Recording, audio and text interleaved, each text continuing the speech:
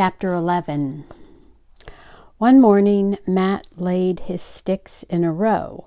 7 sticks, each with 7 notches. That meant that it was well into August. The silk tassels were glistening on the corn stalks. The hard green pumpkins nestling underneath the stalks were rounding out and taking on a coating of orange.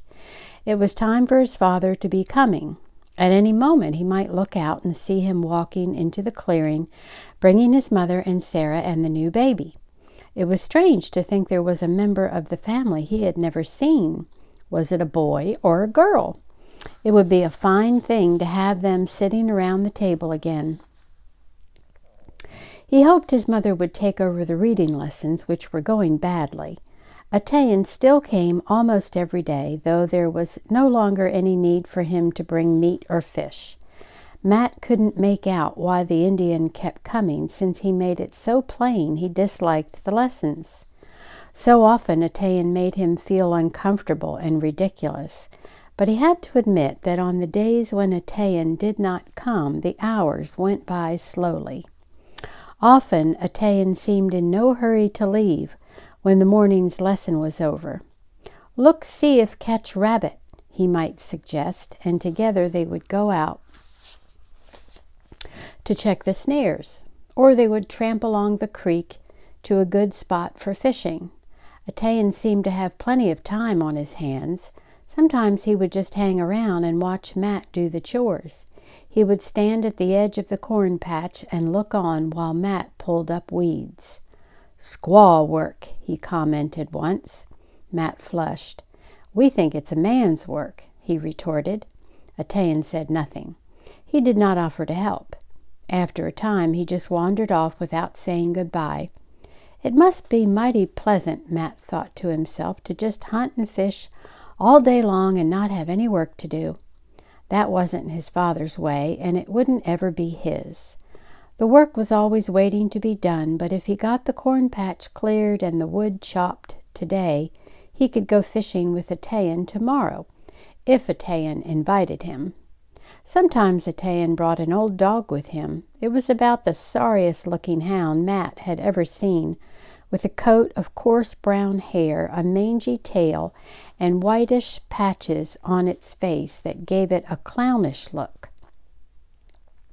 Its long pointed nose was misshapen with bumps and bristles. By the look of its ears, it had survived many battles.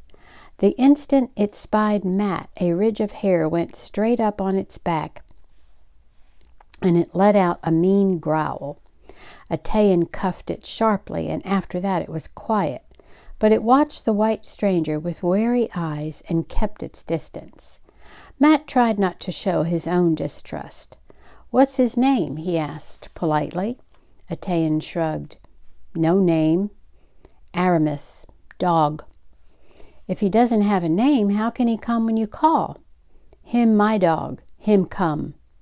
As though he knew what Atayan had said, the scruffy tail began to weave back and forth.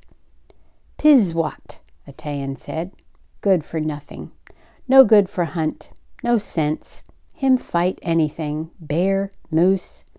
There was no mistaking the pride in Atayan's voice. "What's wrong with his nose?" Atayan grinned. "Him fight anything. Chase cogwa. What white man call? Needles all over?" "Oh, a porcupine. Golly, that must have hurt." "Pull out many needle. Some very deep. Not come out. Dog not feel them now." Maybe not, Matt thought, but he doubted those quills had improved the dog's disposition. He didn't fancy this dog of Atayan's. During the lesson, the dog prowled about outside the cabin and finally thumped down on the path to bite and scratch at fleas. When Atayan came out, the dog leaped up, prancing and yapping as though Atayan had been gone for days. Matt thought a little better of him for that.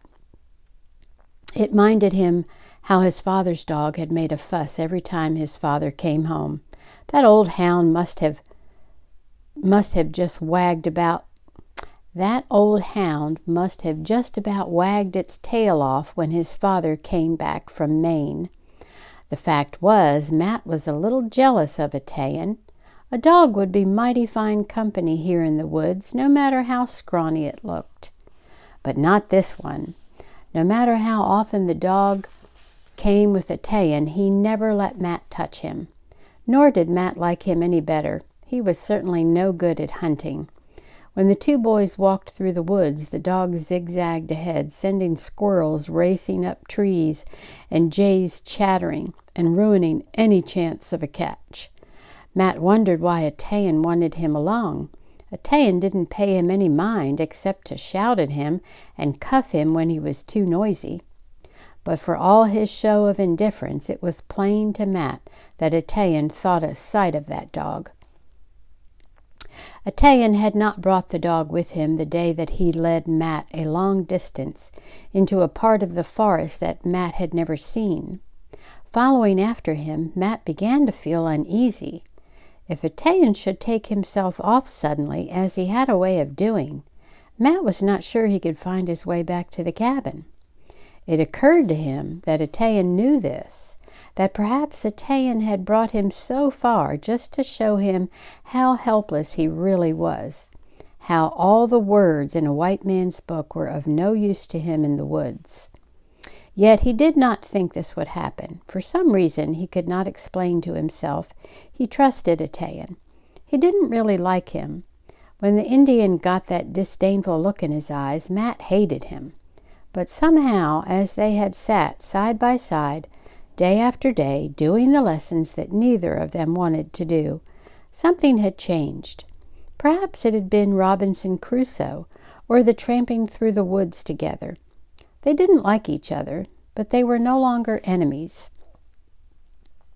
When they came upon a row of short tree stumps, birch and aspen cut off close to the ground, Matt's heart gave a leap. Were there settlers nearby? Or Indians? There was no proper clearing. Then he noticed that whoever had cut the trees had left jagged points on each one. No axe would cut a tree in that way. He could see marks where the trees had been dragged along the ground. In a few steps, the boys came out on the bank of an unfamiliar creek. There Matt saw what had happened to those trees. They had been piled in a mound right over the water, from one bank to the other. Water trickled through them in tiny cascades. Behind the piled-up branches, a small pond stretched smooth and still. "It's a beaver dam," he exclaimed. "The first one I've ever seen." "Quabbit," said Atayan. "Have red tail. Their beaver wigwam." He pointed to a heap of branches at one side, some of them new with green leaves still clinging. Matt stepped closer to look. Instantly there was the crack of a rifle. A ring of water rippled the surface of the pond. Near its edge, a black head appeared for just a flash and vanished again in a splutter of bubbles. Atayan laughed at the way Matt had started. "Beaver make big noise with tail," he explained. "I thought someone had shot a gun," Matt said. "I wish I had my rifle now." Atayan scowled. "Not shoot," he warned. "Not white man, not Indian.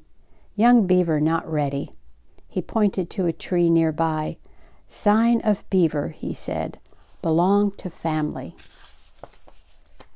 Carved on the bark, Matt could make out the crude figure of an animal that could, with some imagination, be a beaver.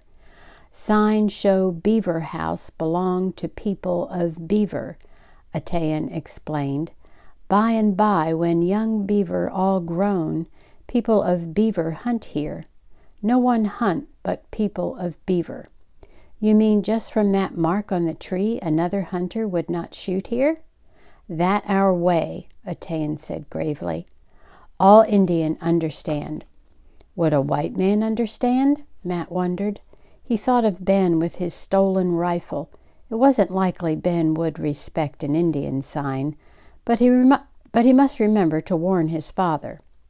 When it seemed the beaver did not intend to show itself again, the two boys climbed back up the bank. At the row of stumps, Atayan halted and signaled for Matt to go ahead. "Show way to cabin," he ordered. All Matt's suspicions came rushing back. Did Atayan intend to sneak off behind his back and leave him to find his own way home? "Is this some kind of trick?" he demanded hotly. Atayan looked stern. "Not trick," he said. "Matt need learn."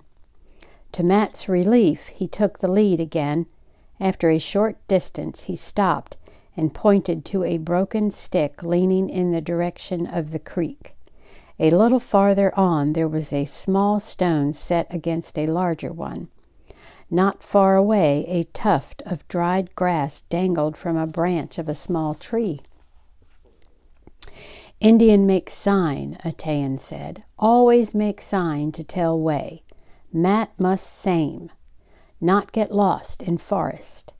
Now Matt remembered how Atayan had paused every so often, sometimes to break off a branch that hung in their path, once to nudge aside a stone with the toe of his moccasin. He had done these things so quickly that Matt had paid no mind. He saw now that Atayan had carefully been leaving markers. "Of course," he exclaimed, "but my father always made blazes on the trees with his knife." Atayan nodded. "That white man's way. Indian maybe not want to show where he go.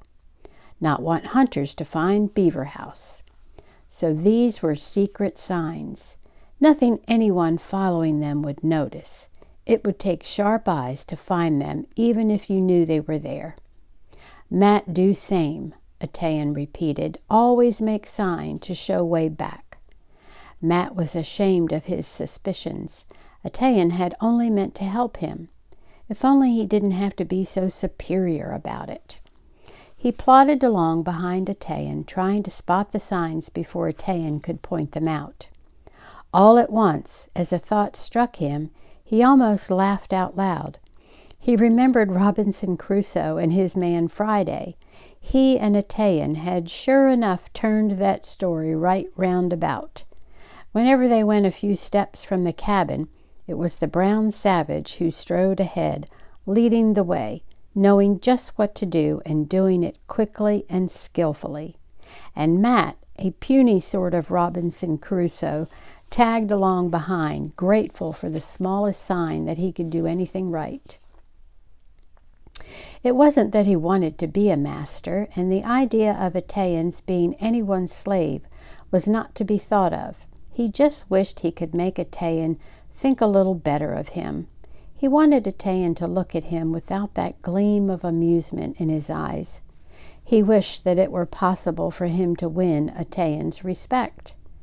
As though Atayan sensed that Matt was disgruntled, he stopped, whipped out his knife, and neatly sliced off 2 shining gobs of dried sap from a nearby spruce. He grinned and held out one of them like a peace offering. "Chaw," he ordered. He popped the other piece into his mouth and began to chew with evident pleasure. Gingerly, Matt copied him. The gob fell to pieces between his teeth, filling his mouth with a bitter juice. He wanted to spit it out in disgust, but Atayan was plainly enjoying the stuff, so he stubbornly forced his jaws to keep moving. In a moment, the bits came together in a rubbery gum, and the first bitterness gave way to a fresh, piney taste. To his surprise, it was very good. The 2 boys tramped on, chewing companionably. Once more, Matt acknowledged to himself, Atayan had taught him another secret of the forest.